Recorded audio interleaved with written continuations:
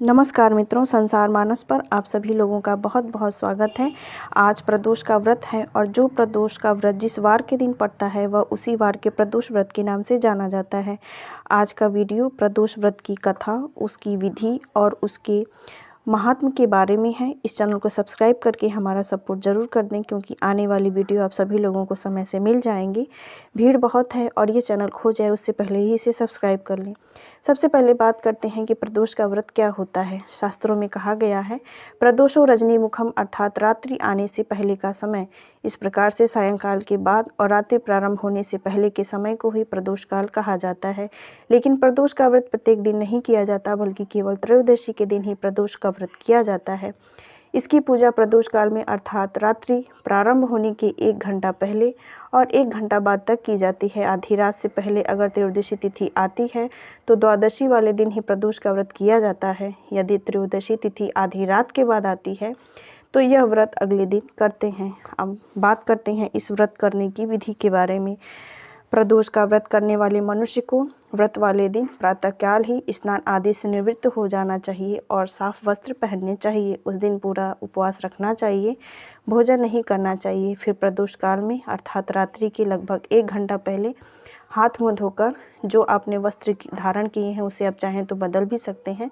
फिर पूजा स्थल पर जाकर भगवान शिव को जो प्रिय वस्तुएं बहुत ज़्यादा पसंद हैं, जिनमें कि बेलपत्र हैं, धूप दीप नैवेद्य हैं, उन्हें अर्पित करके उनकी यथोचित पूजा करें। जो मौसमी फल आपके पास उपलब्ध हों उन्हें भी आप समर्पित कर सकते हैं। इसके साथ ही इस व्रत को हम करके अगले दिन ही भोजन का पारण करते हैं। अब बात करते हैं शनि प्रदोष व्रत की कथा के बारे में, क्योंकि आज शनिवार का दिन है और हमें आज के दिन की कथा ही श्रवण करनी है। एक समय की बात है, पूर्व काल में एक राजा राज्य करता था। उस राजा के पुत्र का नाम धर्मगुप्त था। उस राजा ने अपने पराक्रम से अपने सभी शत्रुओं को पराजित करके उन पर विजय कर ली थी। दैवगति से एक बार उस राजा पर शनि की दशा आई। तब उस राजा पर उसके समस्त शत्रुओं ने संगठित होकर आक्रमण किया और उस राजा की समस्त सेना, मंत्रिमंडल और उसके परिवारजनों को समाप्त कर दिया। इस भयानक आपदा में से केवल 3 ही लोग जीवित बच सके। राजकुमार धर्मगुप्त, राजगुरु का पुत्र शुचिव्रत, राजगुरु की पत्नी ब्राह्मणी। तब वह ब्राह्मणी उन दोनों कुमारों को अपने साथ में लेकर किसी अन्य नगर की ओर चल दी। चलते चलते वह तीनों लोग दूसरे नगर में पहुँचे। उसी नगर में झोपड़ी बनाकर रहने लगे। वह तीनों लोग मिलकर अथक परिश्रम करते थे, लेकिन फिर भी उनका निर्वाह बहुत ही कठिनाई से हो पाता था। एक दिन वह ब्राह्मणी उन दोनों कुमारों को अपने साथ में लेकर भोजन पकाने के लिए लकड़ी लेने वन में गई। वहाँ पर उसे महर्षि शांडिल्य के दर्शन हुए। उन तीनों लोगों ने महर्षि के चरणों में प्रणाम किया। फिर ब्राह्मणी ने कहा, हे महर्षि, आपका दर्शन करके हम सभी कृतार्थ हो गए हैं। अब आप ही हमें हमारे कष्टों के निवारण का कोई उपाय बता सकते हैं। यह धर्मगुप्त एक राजपुत्र है और अपने शत्रुओं से पराजित होकर घोर दारिद्र्य में जीवन व्यतीत कर रहा है। हम सभी अत्यंत कष्टों में पड़े हुए हैं, अतः आप ही हमारे उद्धार का कोई उपाय बताएं। तब महर्षि शांडिल्य ने कहा, देवी, तुम सभी के ऊपर शनिदेव का प्रकोप है, अतः तुम सभी लोग शनि प्रदोष का व्रत किया करो और भगवान शिव तथा पीपल के वृक्ष का पूजन किया करो, इससे तुम्हारा कल्याण होगा।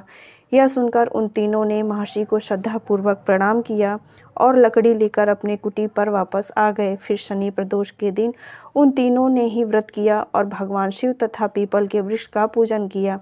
इस प्रकार से वह तीनों नियमित रूप से व्रत और पूजन करने लगे। इस प्रकार से 4 मास व्यतीत हो गए। एक दिन शुचिव्रत स्नान करने नदी पर गया। वहाँ उसे नदी के किनारे बहुत बड़ा कलश रखा हुआ दिखाई दिया। शुचिव्रत ने उठाकर देखा तो उसमें बहुत धन था।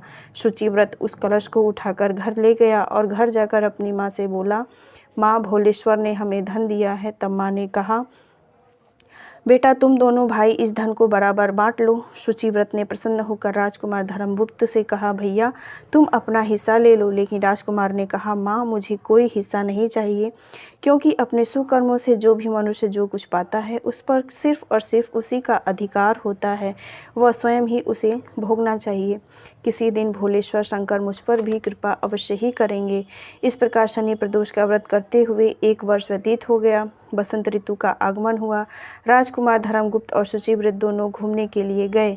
वन में घूमते हुए दोनों काफ़ी दूर निकल गए। वहाँ उन्होंने अनेक गंधर्व कन्याओं को खेलते हुए देखा। उन गंधर्व कन्याओं में से एक प्रधान सुंदरी उस राजकुमार पर मोहित हो गई और अपनी सखियों से बोली, यहाँ से थोड़ी दूर पर एक सुंदर वन है। उस वन में अनेक प्रकार के फूल खिले हैं। तुम सब जाकर उन फूलों को तोड़ कर लाओ, तब तक मैं यहाँ बैठी हूँ।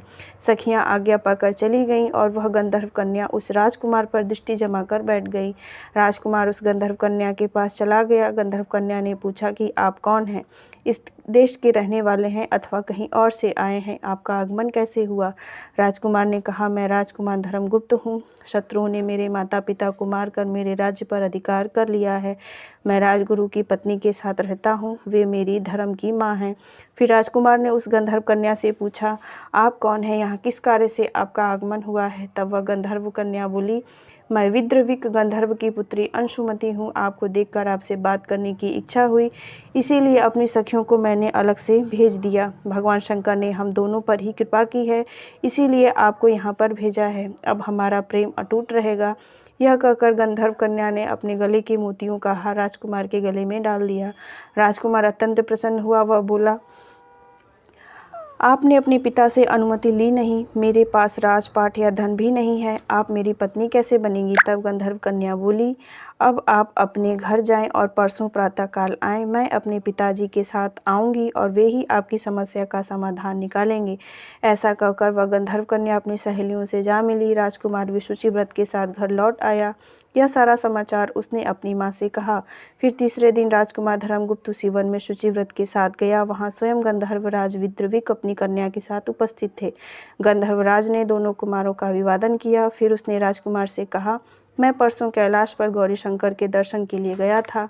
वहाँ शंकर जी ने मुझसे कहा, गंधर्वराज पृथ्वी पर धर्मगुप्त नामक राजकुमार है। उसके शत्रुओं ने उसके परिवारजनों को मार दिया है। वह राजकुमार शनि प्रदोष का व्रत करता है और सदा मेरी आज्ञा का पालन करता है। तुम उसकी मदद करके उसके शत्रुओं से उसका राज्य दिलवाओ। शंकर जी की आज्ञा पाकर मैं अपने घर चला आया। घर पर मेरी पुत्री अंशुमति ने तुम्हारे विषय में बताया। भगवान शंकर की आज्ञा व अंशुमति के मन की बात जानकर मैं यहाँ आया हूँ। मैं अपनी पुत्री आपको सौंपता हूँ। आपके शत्रुओं को परास्त करके आपका राज्य भी आपको दिला दूंगा। यह कहकर गंधर्वराज ने अपनी कन्या का विवाह राजकुमार के साथ कर दिया। अंशुमति की सहेली का विवाह शुचिव्रत के साथ में कर दिया गया। राजकुमार की मदद के लिए अपनी चतुरंगणी सेना भी भेज दी। राजकुमार ने गंधर्वराज की चतुरंगणी सेना की मदद से अपने शत्रुओं को परास्त करके अपने राज्य पर अधिकार कर लिया। उसने अपनी धर्म माता ब्राह्मणी को राजमाता बनाया और शुचिव्रत को मंत्री नियुक्त किया। इस प्रकार शनि प्रदोष व्रत के प्रभाव से राजकुमार धर्मगुप्त को अपने राज्य वापस मिल गया। वह अनेकों सुख भोग का अंत में शिवलोक को प्राप्त हुए। इस तरह यह कथा समाप्त होती है। इस तरह की और वीडियोज़ के लिए इस चैनल को सब्सक्राइब करके हमारा सपोर्ट जरूर करें। बने रहें इस चैनल पर।